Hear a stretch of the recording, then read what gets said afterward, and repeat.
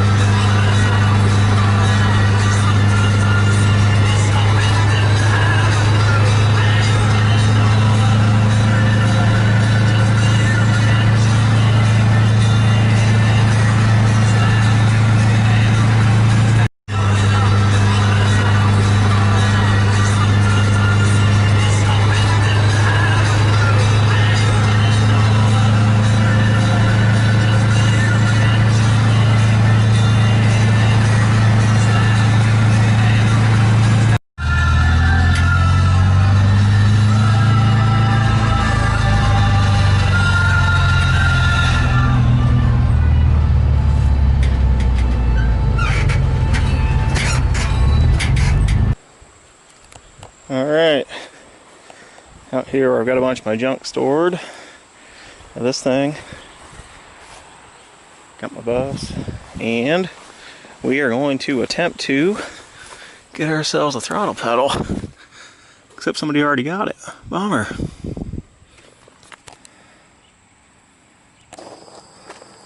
Alright, so off my junk car, I managed to procure another engine plug just to see how the colors and missing wires match up on the Jetta versus the Beetle harness. Relay bases for the fuel pump and ECU, so I can maybe do that halfway right. And somewhere in here is the plug. There's the plug. Do that stuff. There's the plug for the throttle pedal and throttle pedal assembly. So, see if all this stuff will work. Alright, so everything is haphazardly wired up here. Have my jump box hooked up for power. A few wires here in the T14 plug that I need to determine what exactly they're doing if they're necessary. But with VCDS we do have communication. For example, throttle position. Move the throttle. That's working. So at the very least it should start like this. There's no mass airflow hooked up yet, and oxygen sensors aren't hooked up. But it should start that way, I would think. But I do not have a starter, at least not pulled out of a car. I have them on 3 cars here, but I'm not going to tear apart a running car just to get a starter. So tomorrow I'll go pick up a starter. But if we were looking on here at VCDS, it looks like pretty much, I'm not sure why it's not reading a, here we go. So yeah, we have some codes to address, obviously, but nothing too crazy. Coolant temp sensor is not hooked up. Air temp sensor is not hooked up. There isn't a cluster, so that's not a problem. There's no control module, that's not a problem. ECM power relay control circuit short plus. Need to take a look at that. But otherwise, not looking too incredibly horrible. I do have the throttle pedal hooked up, but it does not change anything on TPS. I'm not sure if it has to be running for that to happen or not. I might run through real quick and try to do a throttle body adaptation and see if it actually powers the throttle body. So, that's where I'm at. I have no clue what we're doing, but we're going to do it. So jumping around, skipped a day. I didn't film any of this yesterday because it's hard to film and wire, and I was a bit in the zone. So, bolted up my start stand for air cooleds. Went and bought a auto stick Beetle starter because it doesn't require the bushing on the end, and also they're supposed to be higher torque, which it cranks this thing over with ease. Have all of my fuel plumbing jerry-rigged up here, fuel pressure gauge in so I can tune the regulator a little better than the cheesy Jegs gauge, which will probably go in the trash. Everything just haphazard wired up. VCDS plugged in, and fought it for about 3 hours yesterday chasing wires. Big props to my buddy Chris for helping me out where I was at work and talking me down and figuring it all out. All the diagrams lined up here. Just haphazard mess of stuff. But the good news is, started up yesterday just for a minute. Won't idle because there's no MAF hooked up. We have vacuum lines unhooked all over the place. But confirmed that it will start, that everything here is proved out and works like it's supposed to. As you can see, it's just barely balanced on this cheesy transmission jack. So today's agenda is we're going to come over here to the bus. I'm going to plumb up all of my fueling system, how it's going to be. With the exception of, I'm not going to install the filler neck today because that can wait for another day, but at least enough that all the plumbing is in place and get it all tied up. I'm going to attempt to get this clutch fork situation figured out and back into place. Take that 6-volt starter off, put the Diagnostic starter on the bus, throw some trans mounts in it just to keep it from flopping around too much, and stab the 2-liter in here because starting it on that stand is terrifying. And then I could start to do intake plumbing, finalize, or final mock-up, I guess, of wiring and get all the stuff around where it needs to be and eliminate the factory wiring that doesn't need to be here. And basically just attempt to get a rough draft, I guess, of the engine in here. So that's what we're going to hit today. So fuel system, maybe.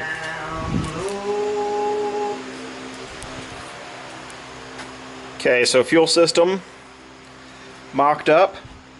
Went ahead and labeled the inlets and outlets up here so that when we're diagnosing on the side of the road, or if anyone else is working on it, it's easier to track. You can expend less brain power on that and more on figuring out what's wrong.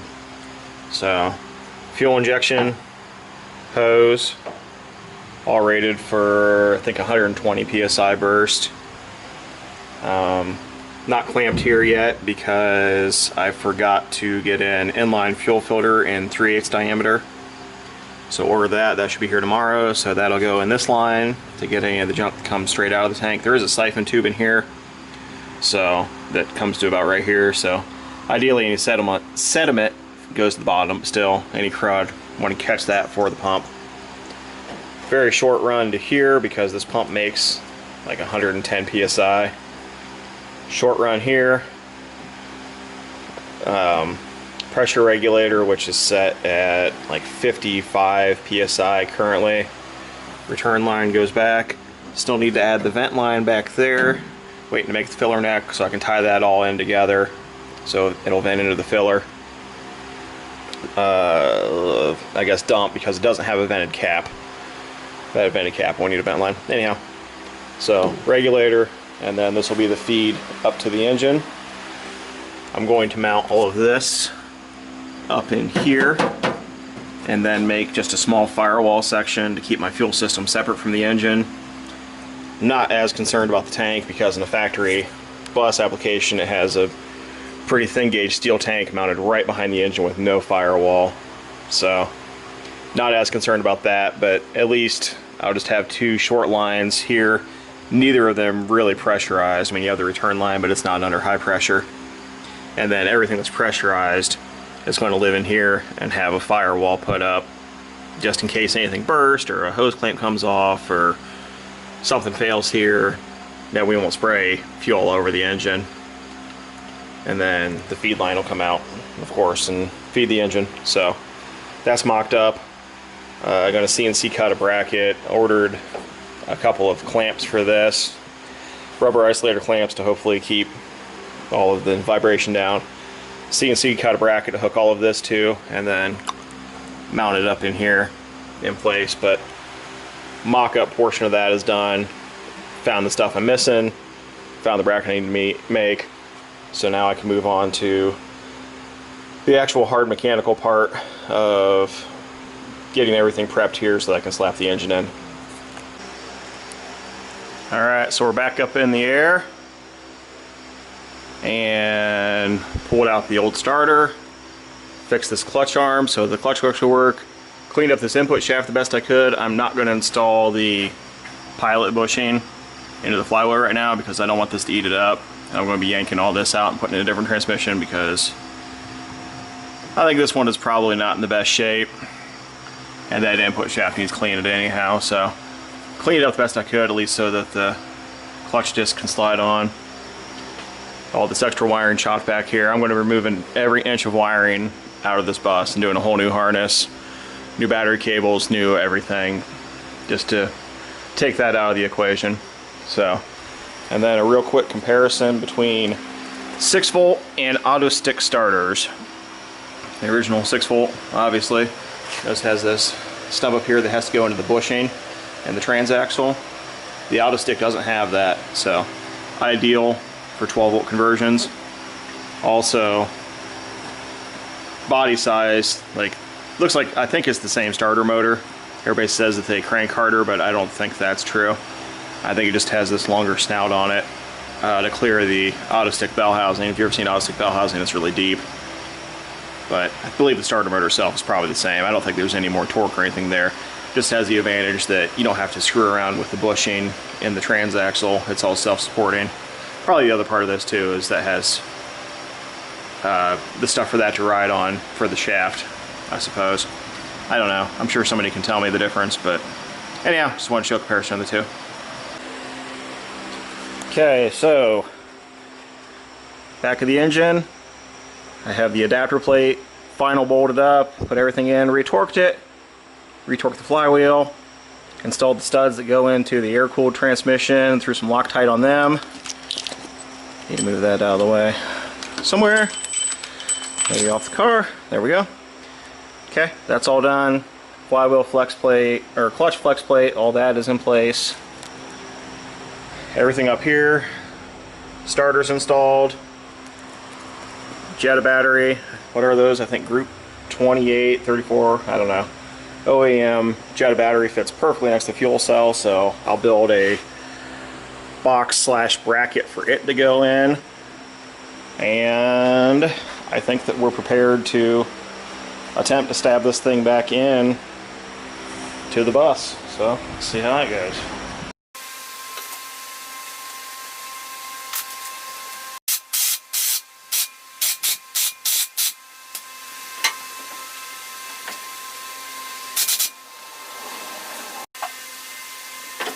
Alright, so what we thought was going, or what I thought was going to be a perfect fit, I mocked up without this water outlet in place, and it's hitting the fuel cell.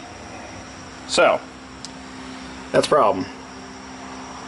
I think that I will pull it back out and take a look at possibly either modifying the fuel cell or just sliding it forward some, which I don't really want to do. So time to make some decisions, I guess. But first I need to, I'm just going to yank this out and maybe just set the fuel cell up higher so I can at least get the engine set in place. And there we have it. It is in place. The adapter fully bolted. We have the flywheel installed finally. Clutch is in, and it actually is working. I'm trying to decide what all the noises are. I think they're all on the brakes. Seems like I had to tear all of these brakes apart to get this thing to move. So I don't think there was anything in there except pieces, parts rolling around. So we'll have to address that. The reason really why I wanted to get in here, what you saw first off, was the fuel cell. I just set it up top to get it out of the way until I can brainstorm about a correction for that situation that'll make everything happy. But now I can look at what to do for exhaust routing, which, again, brainstorming. I've decided I'm doing away with all of the split bus stuff back here, so we're getting rid of reduction boxes, this transmission, going to a 3-rib trans, independent rear out of a 71 bus. A couple of reasons for that. One is there's a lot going on in these reduction boxes that are oil bath, and there's gears, and it works great. I drive my double cab with it all over the place, but I'm also doubling the horsepower, doubling the torque. This stuff is 60 years old, basically, and I would prefer just to switch to a modern setup, well, more modern setup that I can use a stronger CV joint and just all around stronger parts, including transmission. I mean, the 3-row transmission is much stronger than basically a Beetle transmission that's in this bus. Another reason for that is I'm concerned about axle wrap with these big tires. Get the stupid strap out of the way. I'm concerned about axle wrap with these big tires because with the reduction boxes like this, we have a lot more leverage that they'll twist. Like any portal axle has axle wrap and wheel hop issues. You can run traction bars, doing all that stuff, but it's easier just to switch to IRS and take that completely out of the equation. Plus, they'll get rid of camber.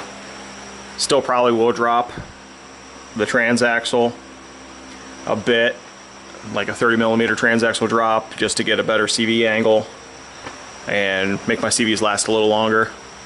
Probably will cut out the cradle completely and just do like a bay bus setup, build a rear cross member that'll pick up on the original motor mount bolts on the Jetta, and actually just do a rear mount. Again, try to keep everything under control. Little less concern about these two little tiny rubber motor mounts that are stock, taking all of this on, because I mean the weight is still pretty similar between the two engines, but I feel like this engine is carrying it in different places and it's going to put a lot more stress on those mounts. So I feel a lot more comfortable with the rear mount, so it picks up a support back here and keeps everything a lot more secure and transfers that weight back, so it's not all just hanging out. And also that way all the weight's not hanging on the bell housing, the transmission, and on this plate. Just feel like it takes a lot of stresses out and it'll make for more longevity in the whole thing. So anyhow, it's mocked up. I'm thinking about exhaust right now, and packaging might be an issue back here, so I'm actually considering shooting it forward and out the side. I don't know how that'll work. I'm trying to keep things tucked up tight so it doesn't get smashed, so maybe I'll just flip it, figure out a muffler somewhere in this area, and then a rear exit, how that's going to tie together. I need to build a cross member and engine mount first so that everything can snake around it, I think. So it's in there. It's going to be time to tackle wiring and everything next, but I think that will do it. Pretty good angle. That will do it for today. So thanks guys for watching. You know what to do. Like, subscribe, watch my other videos. I'll be back in a couple of days with another video that's wired up and hopefully of it running in the bus. So thanks for watching.